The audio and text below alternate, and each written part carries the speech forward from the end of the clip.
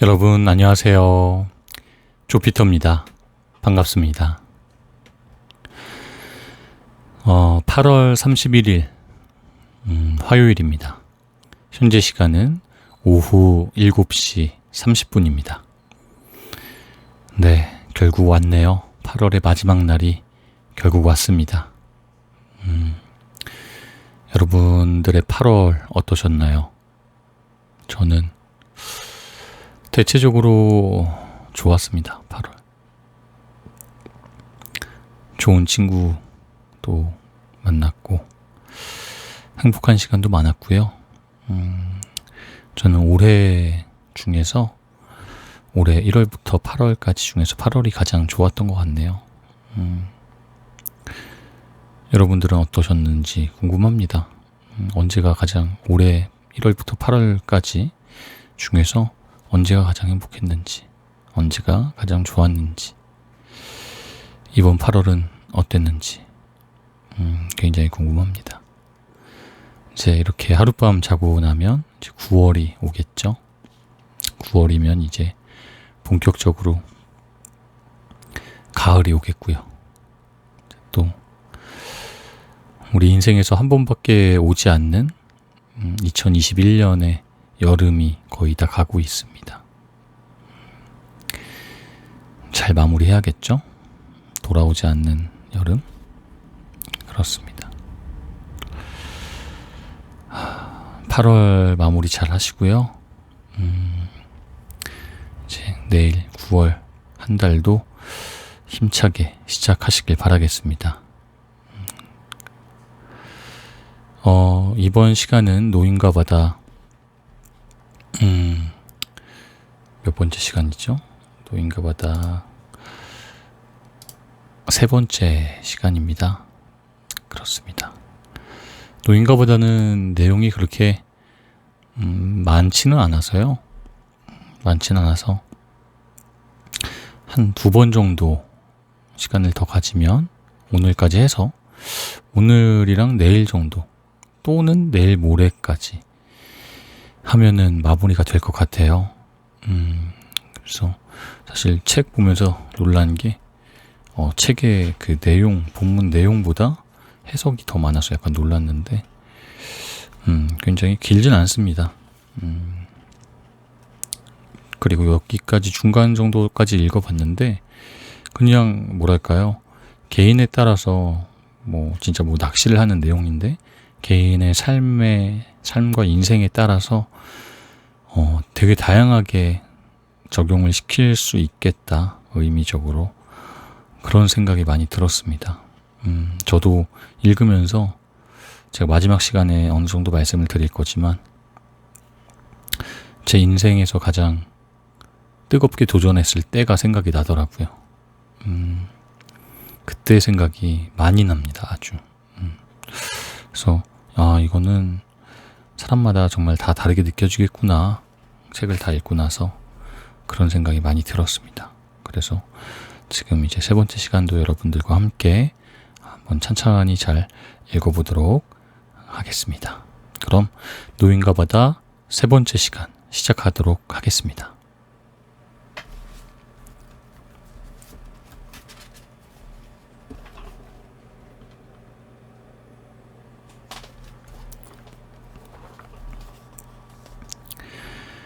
노인은 낚싯줄의 무게를 왼쪽 어깨로 옮기고 조심스럽게 무릎을 꿇고 바닷물에 한 손을 씻었다.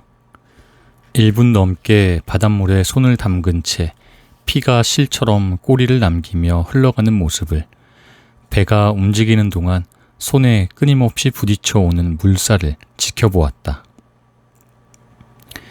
저놈도 이젠 속도를 꽤 늦췄군. 그가 말했다.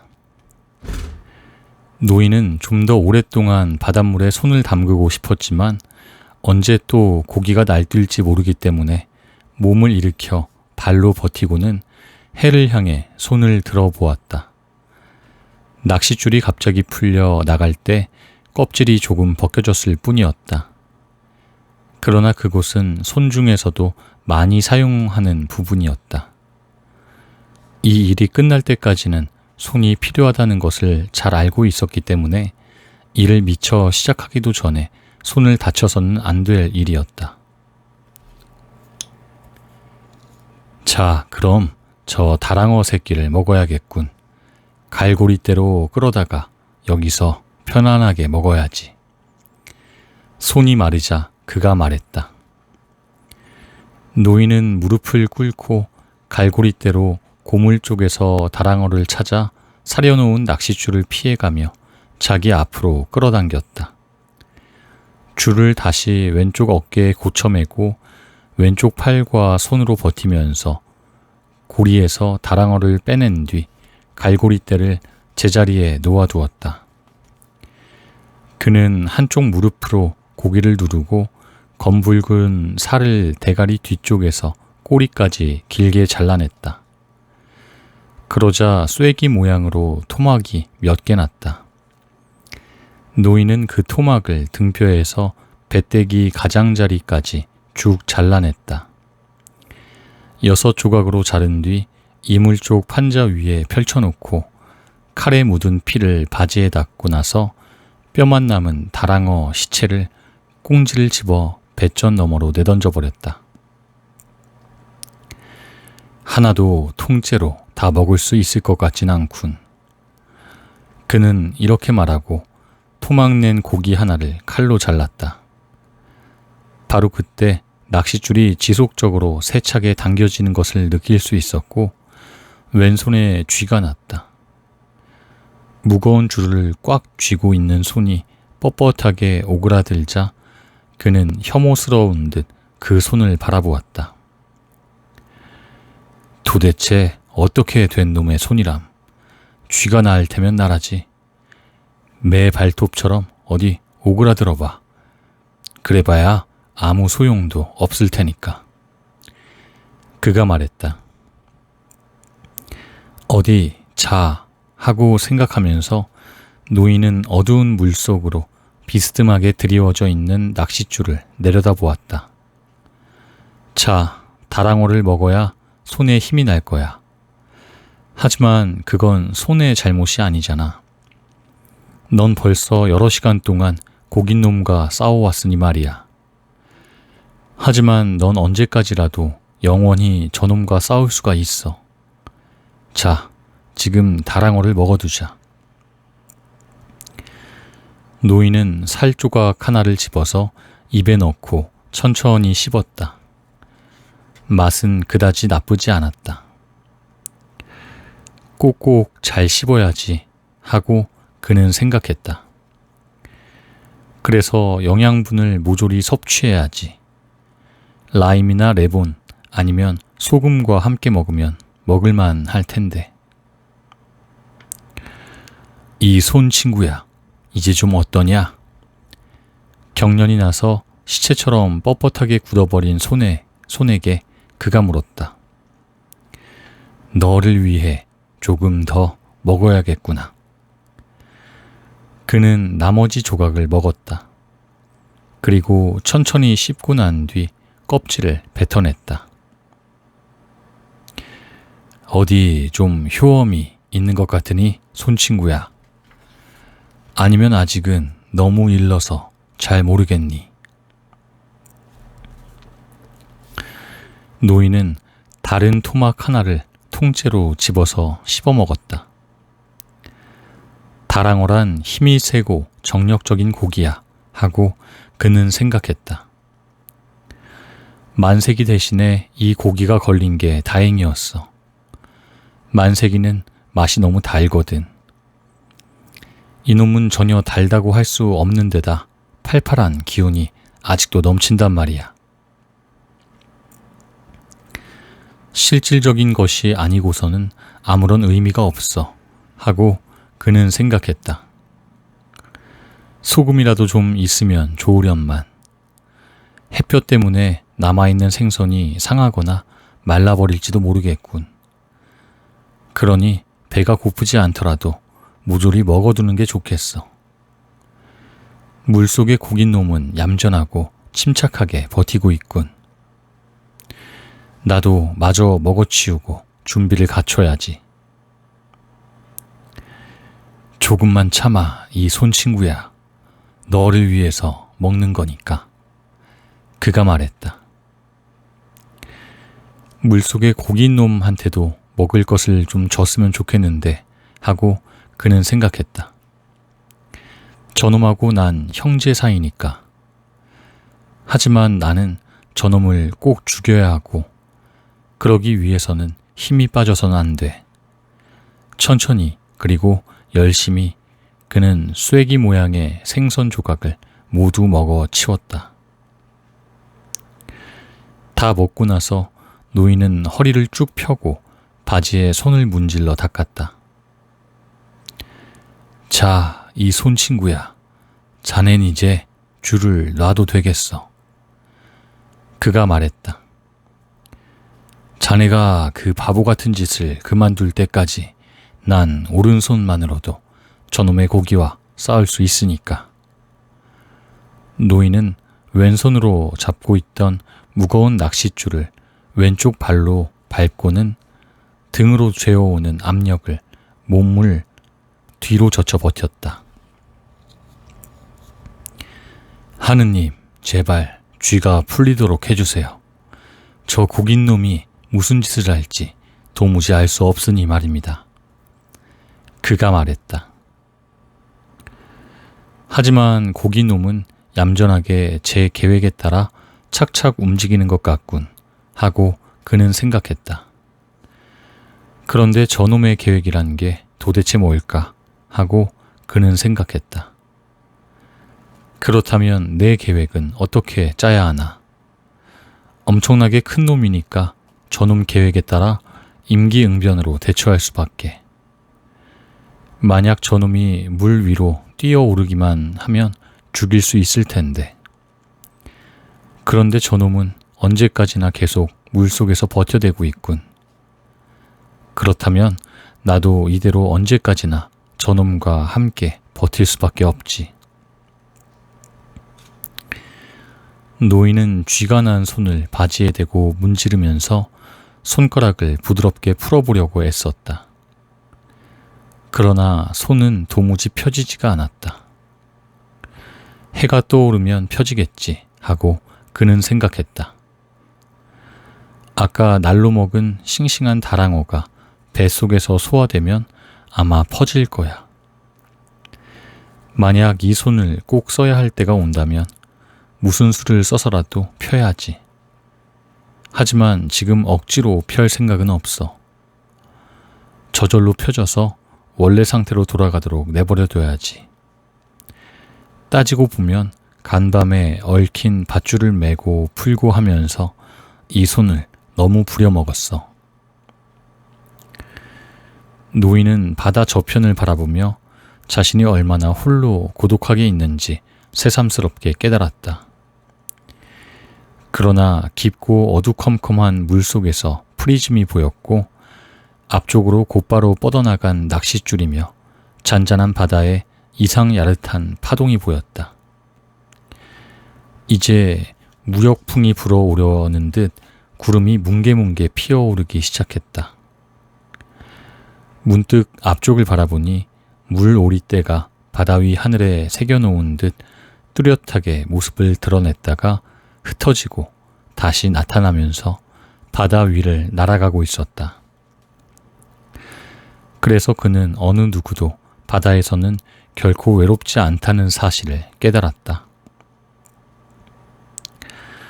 노인은 사람들이 조그마한 조각배를 타고 묻히 보이지 않는 먼 곳까지 나오면 얼마나 무서워할까 하고 생각하면서 갑자기 날씨가 바뀌는 계절이라면 그러는 것도 무리가 아니겠다고 생각했다.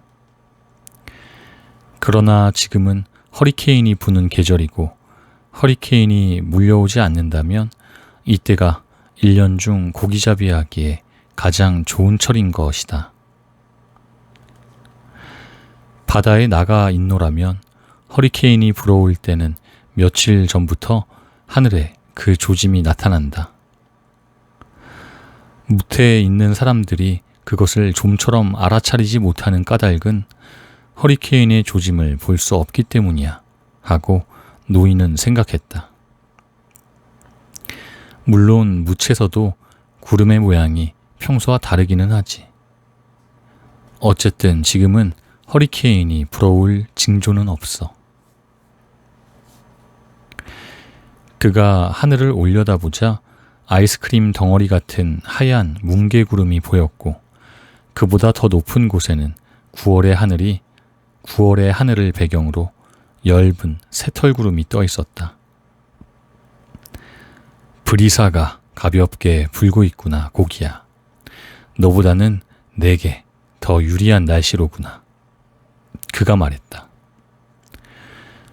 왼손은 여전히 쥐가 난 상태였지만 그는 천천히 쥐를 풀려고 하고 있었다. 쥐가 나는 건 딱 질색이야 하고 노인은 생각했다. 그건 자신의 몸한테 배신을 당하는 꼴이거든. 사람들 앞에서 푸토마인 중독을 일으켜 설사를 한다든지 그 때문에 구토를 한다든지 하는 것도 창피한 일이지. 하지만 쥐가 난다는 건 특히 혼자 있을 때 그야말로 창피한 노릇이야. 그는 쥐라는 말을 칼람브레로 생각하고 있었다. 만약 그 애가 옆에 있다면 손을 주물러서 팔뚝 아래부터 쥐를 풀어줄 수도 있을 텐데 하고 그는 생각했다. 하지만 곧 풀리겠지. 바로 그때 노인은 오른손에 잡은 줄이 끌려가던 힘이 달라진 것을 느꼈고, 곧이어 물속으로 뻗은 낚싯줄의 경사가 달라지는 것을 보았다. 노인은 낚싯줄의 힘을 몸으로 버티면서 왼손을 허벅지에 세게 내리쳤고, 그러자 줄이 비슷하게 천천히 수면으로 떠오르는 것이 보였다. 저놈이 이제 올라오고 있구나. 자, 손 이 친구야. 자, 제발 어서 정신을 차려. 그가 말했다. 낚싯줄은 서서히 올라오더니 배 앞쪽 수면이 부풀어 오르면서 마침내 고기가 모습을 드러냈다. 쉬지 않고 계속 올라오자 고기 주위에서 물이 쏟아져 내렸다. 햇볕을 받은 고기는 번쩍번쩍 빛이 났고, 짙은 자줏빛의 머리와 등, 옆구리에 연보랏빛 넓은 줄무늬가 햇살에 드러났다. 주둥이는 야구 방망이만큼 길쭉하고 결투용 쌍날칼처럼 끝으로 갈수록 뾰족해졌다. 고기는 다이빙 선수처럼 온몸을 물 위에 드러냈다가 유연하게 다시 물속으로 가라앉아 버렸다. 노인은 커다란 낫처럼 생긴 꼬리가 물속으로 사라지는 것을 보았고, 낚싯줄이 빠른 속도로 다시 풀려나가기 시작했다.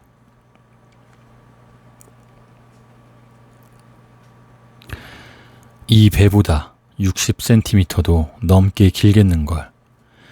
노인이 말했다. 낚싯줄이 아주 빠른 속도이기는 하지만 일정하게 풀려나가는 것으로 보아 고기는 조금도 당황하고 있는 것 같지 않았다. 노인은 두 손으로 줄이 끊어지지 않을 정도로 힘껏 잡아당기려고 애쓰고 있었다. 만약 계속 잡아당기면서 고기의 속도를 늦추지 못하면 고기는 줄을 있는 대로 끌고 가서 결국에는 끊어버리게 될는지도 모른다는 것을 노인은 잘 알고 있었다. 꽤 큰 놈이니 본때를 보여줘야겠는걸 하고 노인은 생각했다. 저놈이 힘이 세다는 것도, 저놈이 도망치기만 하면 무슨 짓이든 할 수 있다는 것도 알게 해서는 안 돼. 만약 내가 저놈이라면 있는 힘을 다해 뭔가 끊어질 때까지 계속 내달릴 텐데. 하지만 다행스럽게도 저놈들은 저희들을 죽이는 우리 인간들보다는 똑똑하지가 않단 말이야. 비록 저놈들이 우리 인간들보다 더 기품이 있고 힘이 세지만 말이지.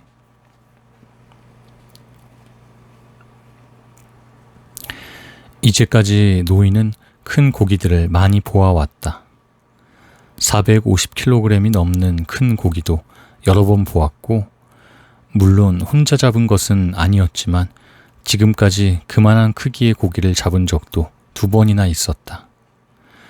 그런데 지금은 혼자인데다 뭇도 보이지 않는 곳에서 이제까지 본 중에서 가장 크고 지금껏 들어본 것보다 더 큰 고기와 꼼짝없이 맞붙어 있었다. 더구나 왼손은 여전히 매 발톱처럼 굳게 오그라든 채 있었던 것이다. 하지만 쥐는 곧 풀릴 테지 하고 그는 생각했다. 틀림없이 풀려서 오른손을 도와줄 거야. 나와 형제 사이인 게 3가지가 있지. 고기하고 내 2손. 그러니 쥐는 꼭 풀릴 거야. 쥐가 나다니 손으로서 부끄럽기 짝이 없는 일이지. 고기는 다시 속력을 늦추어 평상 속도로 나아가고 있었다. 조금 전에 고기가 왜 뛰어올랐을까 하고 노인은 생각했다. 마치 자기가 얼마나 큰지 자랑이라도 하려고 솟아오른 것 같아. 어쨌든 그 덕분에 얼마나 큰 놈인지 알게 되었지 하고 그는 생각했다. 그렇다면 나도 내가 어떤 인간인지를 그놈한테 보여주고 싶군. 하지만 그렇게 하면 저놈은 쥐가 난 손도 보게 되겠지. 녀석에게 내가 실제보다 힘이 센 인간이라는 생각이 들게 해야지. 어쨌든 그렇게 될 테니까. 저 고깃놈이 되어보고 싶구나 하고 그는 생각했다. 오직 내 의지, 내 지혜에 맞서 모든 걸 갖고 싸우고 있는 저놈 말이야. 노인은 배전에 몸을 기댄 편안한 자세로 엄습해오는 고통을 견뎌냈다. 고기는 조금 더 흐트러지지 않고 한결같은 모습으로 헤엄쳐 나갔고, 배는 검은 물살을 헤치며 천천히 움직였다. 동쪽에서 바람이 불어오기 시작하자 파도가 조금 일었고, 정오가 되어서야 비로소 노인의 왼손에 난 경련이 풀렸다. 이복의 고기 양반, 자네에겐 반갑지 않은 소식이네. 그는 이렇게 말하면서 어깨에 두르고 있던 부대 위로 낚싯줄을 옮겼다. 노인의 자세는 편안했지만 고통스러웠다. 다만 그 고통을 인정하려 들지 않을 뿐이었다. 저에게는 신앙심이 없습니다. 하지만 이 고기를 잡게 해주신다면 주 기도문과 성모송을 10번씩이라도 외겠습니다. 만약 고기를 잡을 수만 있다면 코브레의 성모 마리아님을 참배하기로 약속드리죠. 정말로 약속합니다. 그가 다시 입을 열었다. 노인은 기계적으로 기도문을 외우기 시작했다. 너무 피곤해서 가끔 기도문이 떠오르지 않을 때도 있었다. 그럴 때면 자동적으로 다음 문구가 나오도록 빨리 외워대곤 했다. 주기도문보다는 성모송이 외우기 쉽구나 하고 그는 생각했다. 은총이 가득하신 마리아님, 기뻐하소서. 주님께서 함께 계시니 여인 중에 복되시며 태중의 아들 예수님 또한 복되시나이다. 천주의 성모 마리아님, 이제와 저희 죽을 때 저희 죄인을 위하여 빌어주소서. 아멘. 그리고 나서 그는 이렇게 덧붙였다. 거룩하신 성모 마리아여, 이 고기의 죽음을 위해서도 기도해 주소서. 참으로 훌륭한 놈이옵니다. 기도를 마치고 나니 기분이 훨씬 좋아진 듯 했지만 고통은 여전했고 어쩌면 전보다 더 심한 것 같았다. 그는 이물의 판자에 등을 기댄 채 기계적으로 왼손가락들을 놀리기 시작했다. 미풍이 부드럽게 일고 있었지만 햇볕은 따가웠다. 고물 쪽에 들여놓은 짧은 낚싯줄에 미끼를 다시 갈아 끼워두는 게 좋겠어. 그가 말했다. 고긴 놈이 하룻밤 더 버티기로 마음먹는다면 나도 다시 배를 채워야 할 테니 병의 물도 이젠 얼마 남지 않았어. 이곳에서는 만세기밖에는 잡히지 않을 것 같군. 하지만 만세기라도 아주 싱싱할 때 먹으면 그다지 나쁘지 않지. 오늘 밤에는 날치가 배 위로 날아와주면 좋으련만. 하지만 날치를 끌어들일 불빛이 없어. 날치란 놈은 날로 먹으면 맛이 그만인데다 칼질을 해 토박낼 필요도 없고. 이제 내가 갖고 있는 힘을 모두 비축해둬야겠어. 제기랄, 고긴 놈이 저렇게 큰 줄은 미처 몰랐는걸. 하지만 난 저놈을 꼭 죽이고 말 거야. 아무리 크고 아무리 멋진 놈이라도 말이지. 그가 다시 말했다. 하긴 그건 옳지 않는 일이긴 해 하고 노인은 생각했다. 하지만 난 녀석에게 인간이 어떤 일을 할 수 있는지 또 얼마나 참고 견뎌낼 수 있는지 보여줘야겠어. 나는 그 아이한테 내가 별난 늙은이라고 말했지. 지금이야말로 그 말을 입증해 보일 때야. 그가 말했다. 지금까지 그는 그런 입증을 수천 번이나 해보였지만 결국 아무런 의미도 없었다. 지금 또다시 그것을 입증해 보이려고 하고 있었다. 매 순간이 새로운 순간이었고 그것을 입증할 때 그는 과거에 대해서는 조금도 생각하지 않았다. 저놈이 제발 잠을 자주면 좋으련만 하고 그는 생각했다. 그래야 나도 잠을 잘 수 있고 또 사자 꿈도 꿀 수 있을 텐데. 도대체 왜 사자들만 머릿속에 남아있는 것일까?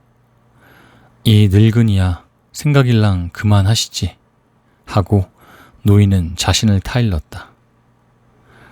배전에 편하게 기대어 아무 생각도 하지 말게나.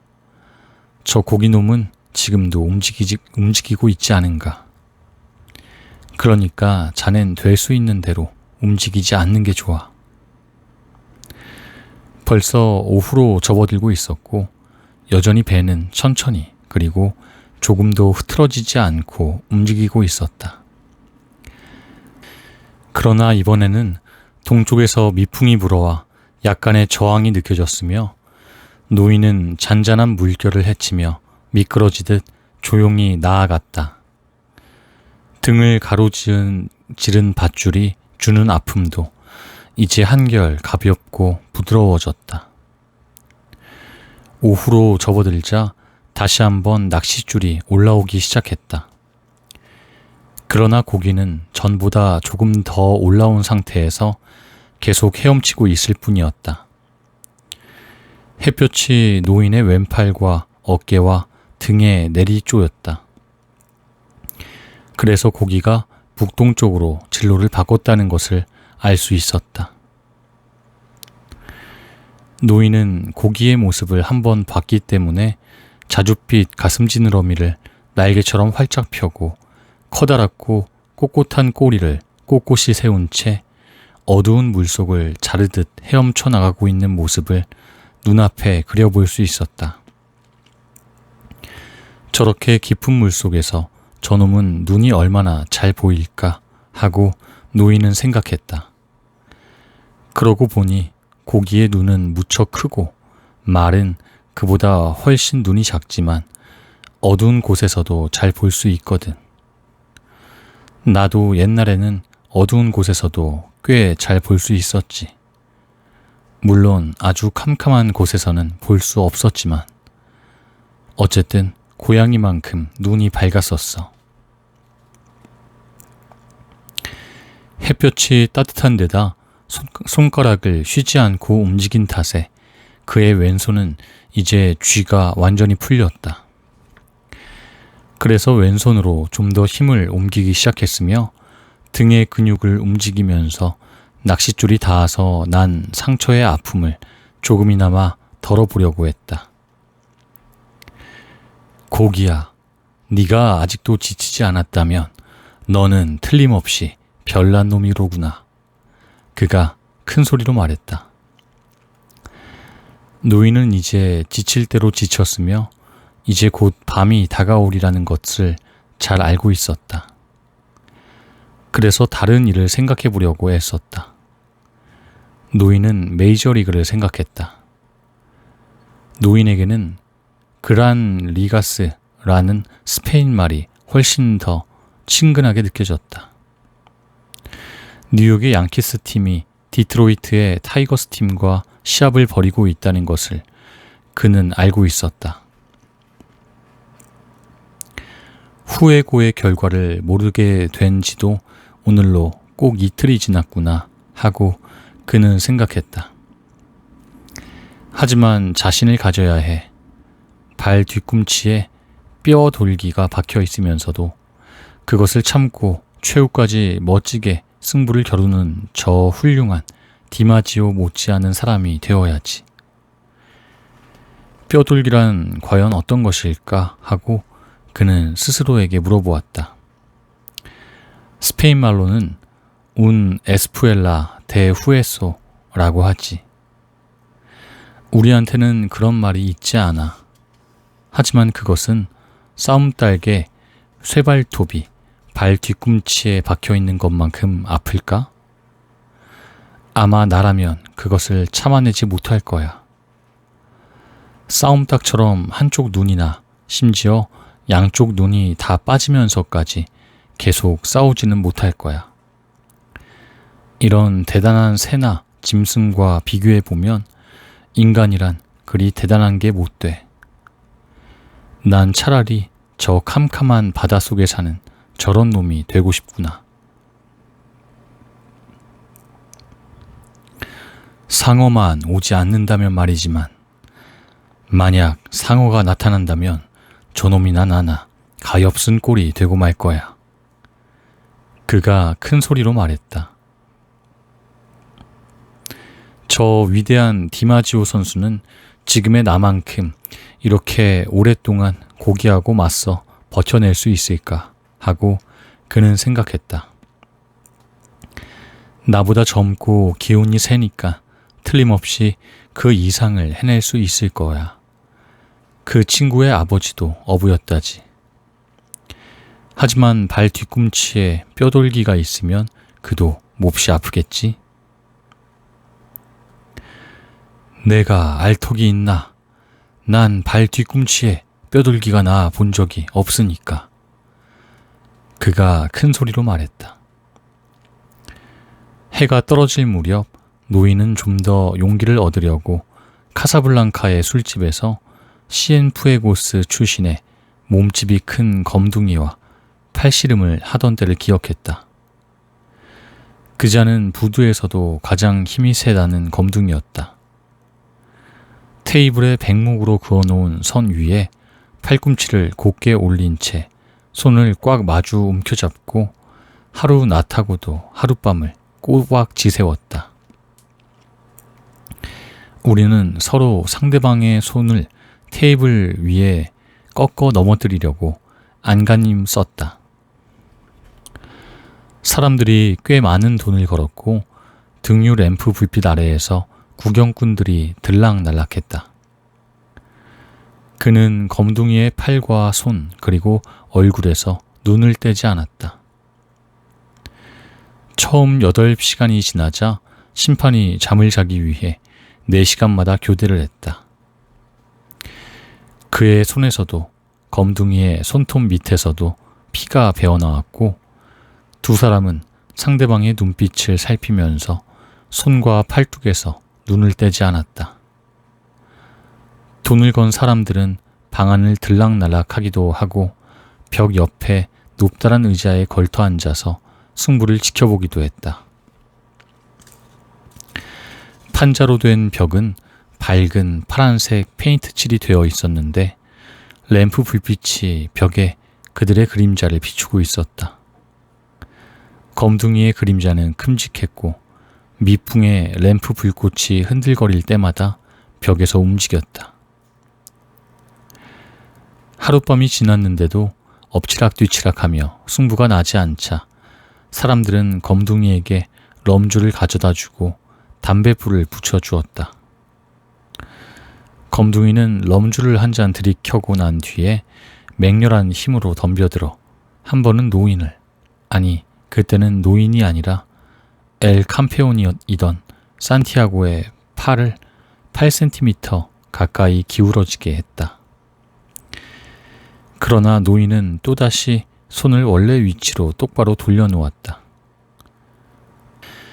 그때 그는 훌륭한 친구인데다 크고 대단한 운동선수였던 검둥이를 이겨낼 수 있다고 확신할 수 있었다. 새벽녘이 되어 돈을 건 사람들이 무승부로 하면 어떻겠느냐고 제안하고 심판이 고개를 가로저을 때 그는 있는 힘을 다해 마침내 검둥이의 손을 밀어 테이블에 눕히고 말았다.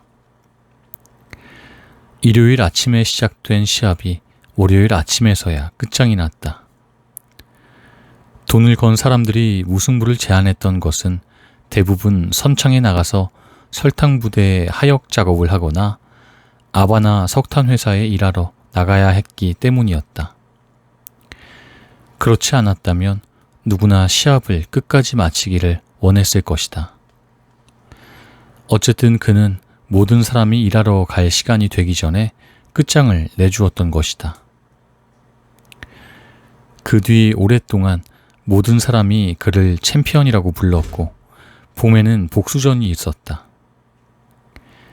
그러나 이번에는 많은 돈을 거는 사람이 없었으며 첫 번째 시합에서 시엠프에고스 출신의 검둥이의 길을 꺾어버렸기 때문에 이번에는 아주 쉽게 이길 수 있었다. 그 뒤에도 두세 번 더 승부를 겨루었지만 더 이상은 하지 않았다. 그는 마음만 먹으면 어떤 사람이라도 이길 자신이 있다고 생각했다. 또한 고기잡이를 해야 하는 오른손에는 팔씨름이 해롭다고 판단했다. 그래서 왼손으로 시험 삼아 두세 번 승부를 겨루어 본 일이 있었다. 그러나 왼손은 언제나 그를 배반했고 마음먹은 대로 잘 들어주지 않아 그 뒤부터는 그는 왼손을 믿지 않았다. 해가 손을 따뜻하게 녹여주겠지 하고 노인은 생각했다. 밤이 되어 날씨가 너무 추워지지만 않는다면 두 번 다시 쥐가 나지는 않을 거야. 한데 오늘 밤에는 도대체 무슨 일이 일어날까? 마이애미행 비행기 한 대가 그의 머리 위로 지나갔고 그는 날치떼가 비행기 그림자에 놀라 수면으로 뛰어오르는 것을 지켜보았다. 저렇게 날치떼가 많은 걸 보니 만세기가 있겠는걸? 그는 이렇게 말하고는 고기가 물고 있는 낚싯줄을 잡아당길 수 있는지 보려고 등에 걸친 줄을 잡고 버텨보았다. 그러나 줄은 당겨 올라오기는커녕 오히려 금방이라도 끊어져 버릴 듯 팽팽해지면서 물방울이 튀길 뿐이었다. 배는 천천히 앞으로 나아가고 있었고 그는 비행기가 더 이상 보이지 않을 때까지 눈으로 그 뒤를 쫓았다. 비행기에 타고 있으면 기분이 참 이상 야릇할 거야 하고 그는 생각했다. 저렇게 높은 곳에서 내려다보면 바다가 어떻게 보일까? 너무 높이 날지만 않는다면 고기가 잘 보일지도 몰라. 한 200페덤쯤 되는 높이에서 아주 천천히 날아가면서 고기를 내려다보고 싶구나. 언젠가 바다 거북잡이 배에 탔을 때 돛대 꼭대기에 기름대에 올라가 본 적이 있었는데 그 정도 높이에서도 보이는 것이 많았다. 그곳에서 내려다보니 만세기는 더욱 짙은 초록색으로 보였고 줄무늬와 자줏빛 반점까지 보였으며 고기가 때를 지어 헤엄쳐가는 것도 보였다. 그런데 어두운 해류에서 재빠르게 돌아다니는 고기들은 왜 하나같이 자줏빛 등에다 흔히 자줏빛 줄무늬나 반점이 있을까? 물론 만세기는 실제로 황금빛이기 때문에 초록빛으로 보이는 걸 거야. 하지만 정말 배가 고파서 먹이를 쫓는 때는 청새치처럼 양쪽 옆구리에 자줏빛 줄무늬가 생기거든. 그런 무늬가 생기는 건 화가 났기 때문일까? 아니면 너무 빨리 헤엄치기 때문일까?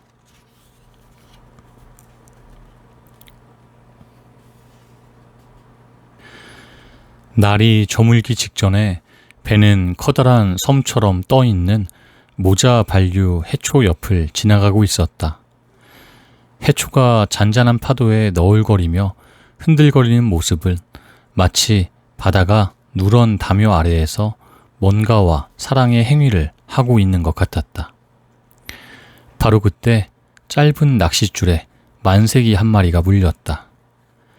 갑자기 공중에 뛰어올라 석양빛을 받아 진짜 황금색을 드러내며 몸을 구부리고 뒤틀며 사납게 마구 날뛸 때 그는 비로소 그 모습을 처음 보았다.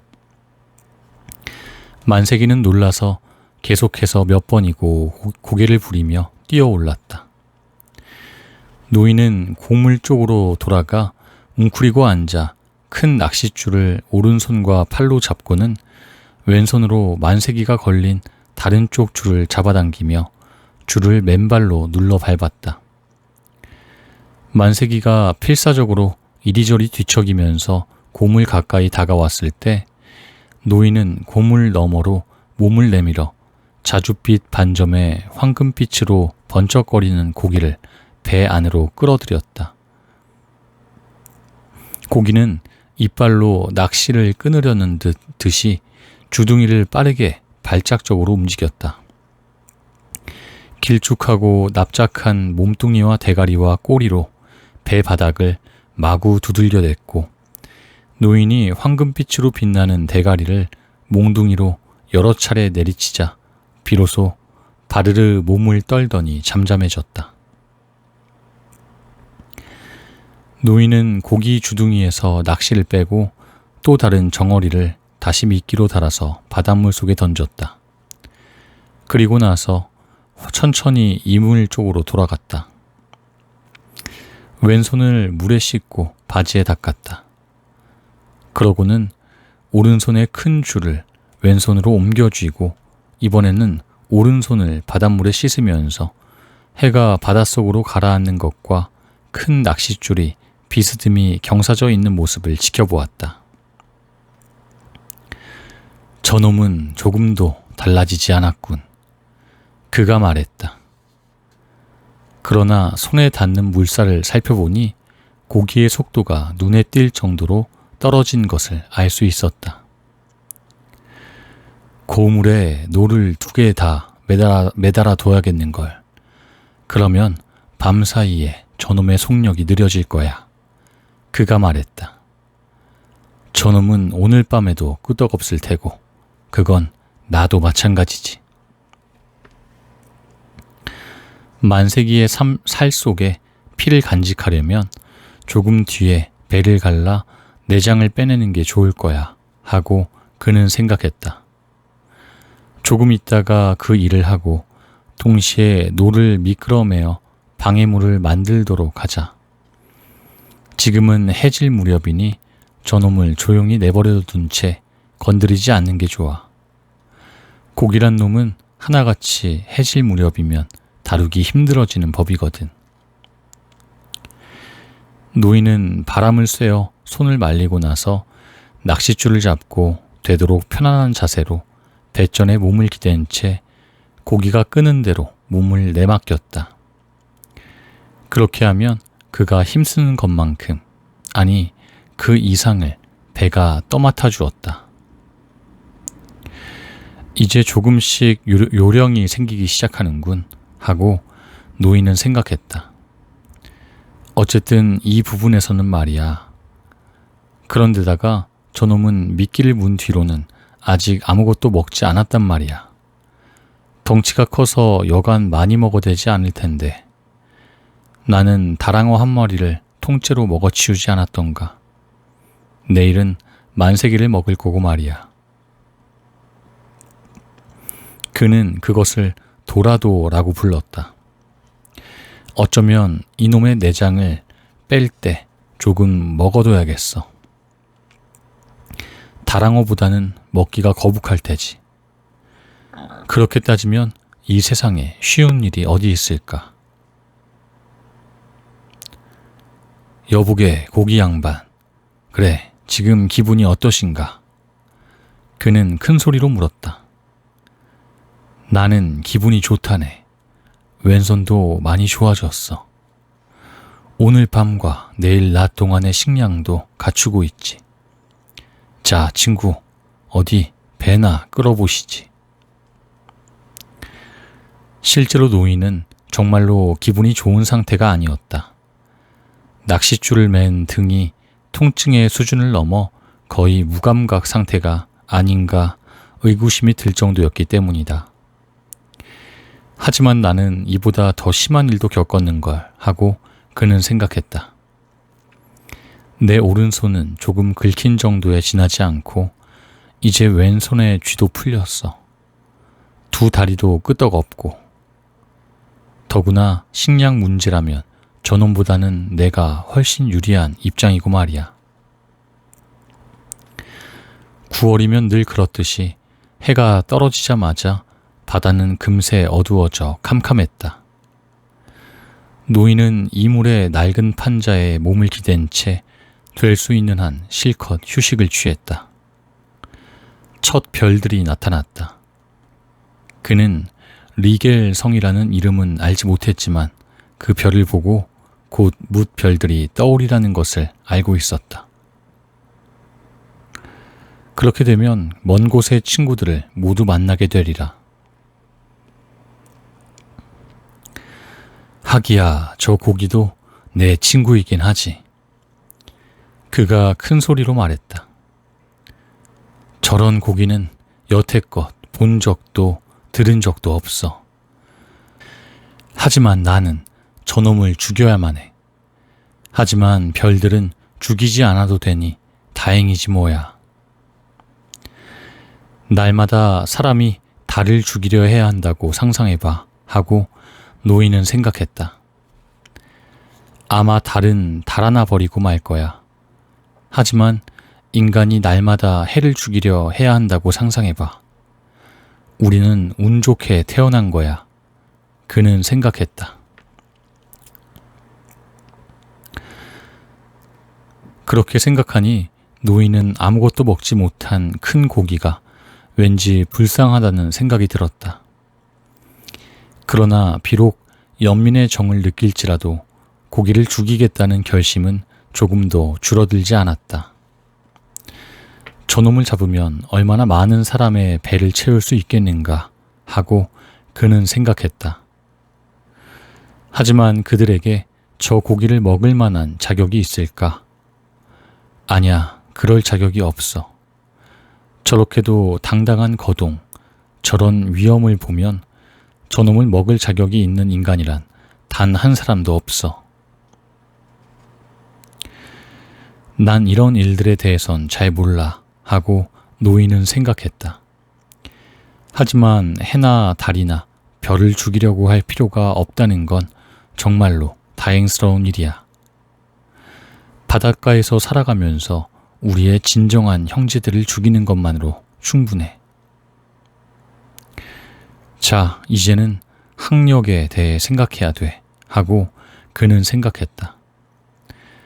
물론 거기엔 위험도 따르지만 좋은 점도 있지. 만약 저놈이 안간힘을 쓰고 노를 묶어 만든 학력이 제대로 작동해 배가 가벼움을 잃는다면 나는 줄을 너무 풀어줘야 해서 저놈을 놓치게 될지도 몰라. 또 배가 가벼워지면 저놈이나 나나 고통을 연장하는 꼴이 되고 말 거야. 하지만 저놈이 전에 없이 굉장한 속력을 내고 있는 이상 나로서는 오히려 안전한 셈이지.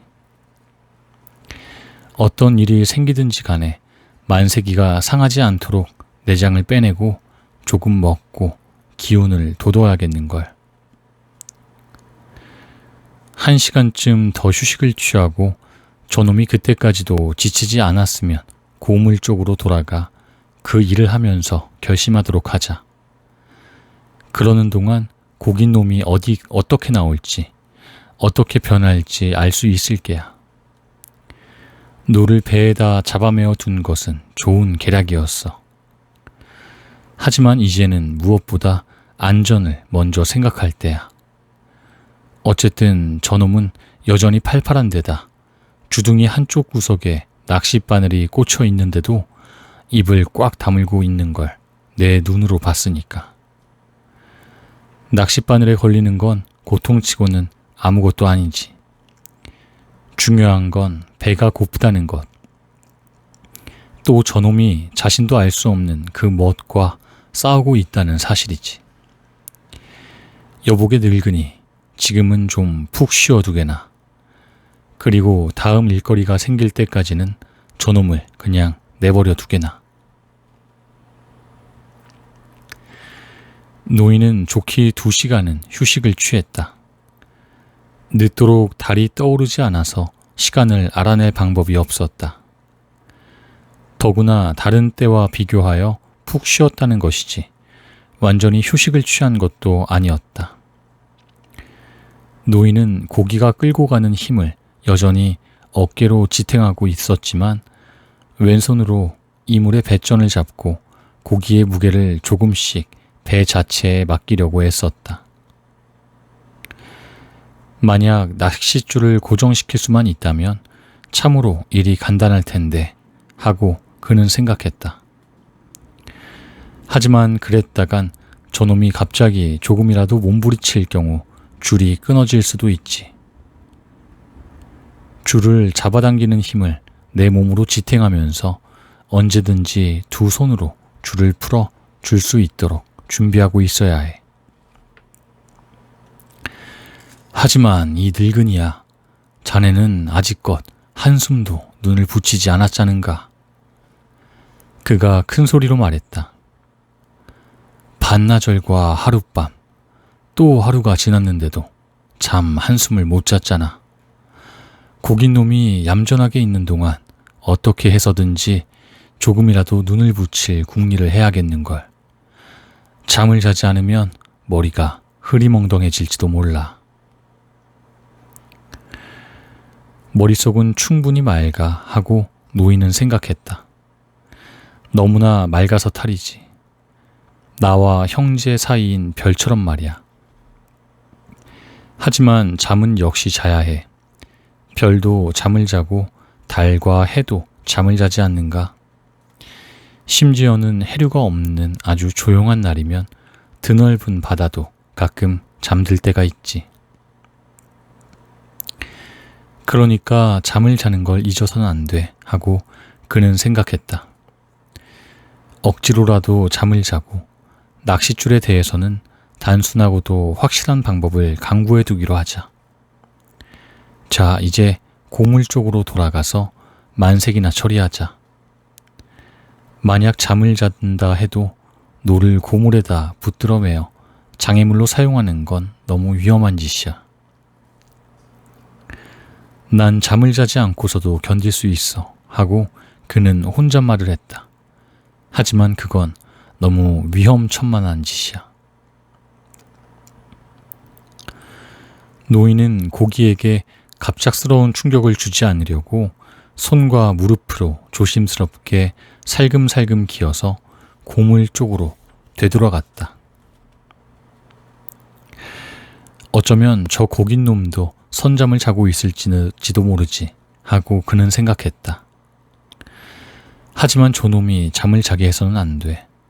죽을 때까지 배를 끌게 해야 해. 고물 쪽으로 되돌아간 노인은 몸을 돌려 왼손으로 어깨를 옥죄고 있는 낚싯줄을 잡고는 오른손으로 칼집에서 칼을 뽑았다. 벌써 하늘에는 별이 총총 떠 있어 만세기가 똑똑히 보였다. 그는 만세기의 대가리에 칼을 찔러 고물 밑에서 끌어냈다. 한쪽 발로 고기를 누르고 항문에서 아래턱 끄트머리까지 다 반칼에 죽 갈랐다. 그러고 나서 칼을 내려놓고 오른손으로 내장을 뽑아내고 속을 깨끗이 긁어내고 아가미까지 떼어냈다. 그놈의 밥통을 손에 드니 묵직하고 미끈거렸다. 배를 갈라보니 날치 2마리가 들어있었다. 아직 싱싱하고 살이 단단한 날치를 옆에 나란히 치워놓고 만세기의 내장과 아가미를 고물 너머로 던져버렸다. 이것들은 인광을 바라면서 길게 꼬리를 늘어뜨리고 바닷물 깊숙이 가라앉았다. 이제 차가워진 만세기는 별빛 아래서 문둥병 환자처럼 희끄무레하게 보였다.